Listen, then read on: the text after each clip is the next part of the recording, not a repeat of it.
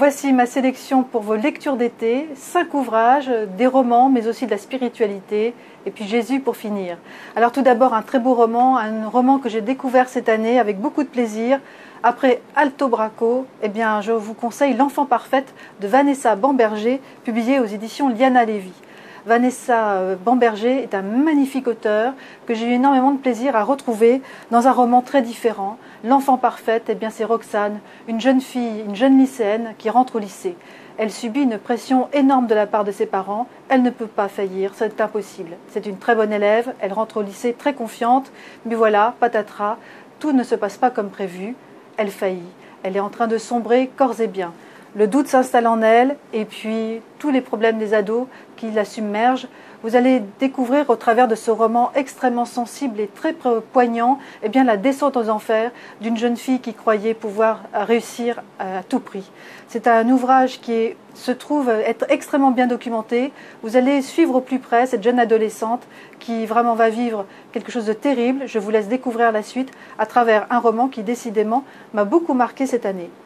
La Maison de Bretagne, à présent, par Marie Sizun, magnifique auteure, qui publie aux éditions Arléa un très beau roman.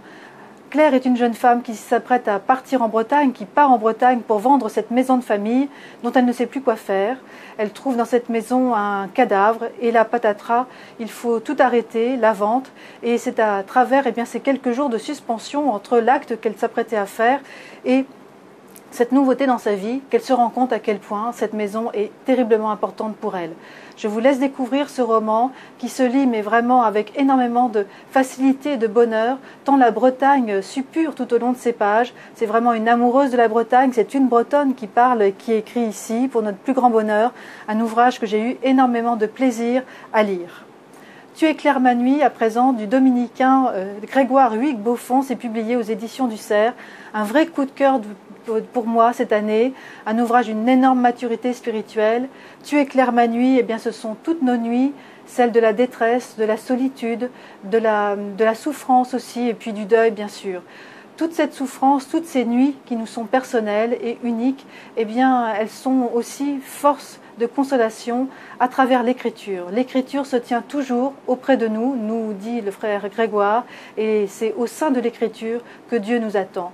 C'est un parcours, le frère Grégoire Huyghe-Beaufond eh bien, nous entraîne à sa suite dans ce parcours tout en ténacité mais aussi en sensibilité. C'est vraiment merveilleux, c'est extrêmement bien écrit. C'est un ouvrage qui est vraiment d'un merveilleux compagnon spirituel pour cet été et pour chaque jour de notre vie. Vivre avec nos morts, à présent, écrit par Delphine Horviller, publié aux éditions Grasset. C'est peut-être le plus grand succès de la librairie pour le secteur religieux. Vivre avec nos morts est écrit d'abord par Delphine Horviller, une femme. C'est une femme qui est rabbin. Et à travers ce livre, eh bien, elle décrit 7 vies, 7 morts, mais aussi 7 histoires de mort.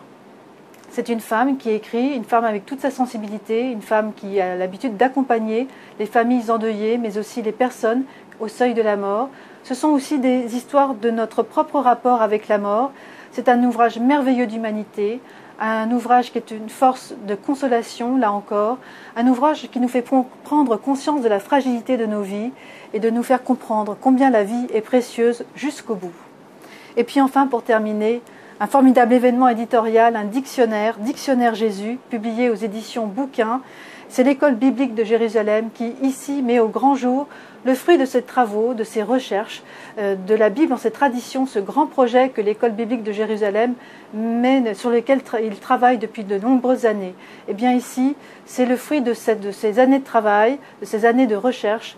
Vous allez découvrir Jésus comme vous ne le connaissez pas encore, car c'est Jésus, c'est à la lumière des nouvelles découvertes archéologiques, de cette nouvelle compréhension du monde biblique, de ce premier temps de la vie du Christ que nous connaissons de mieux en mieux. C'est un ouvrage merveilleux, c'est l'énigme Jésus qui ici paraît au grand jour.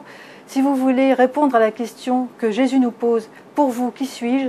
Eh bien certainement, après la lecture de ce dictionnaire, vous serez à même de mieux répondre vous aussi.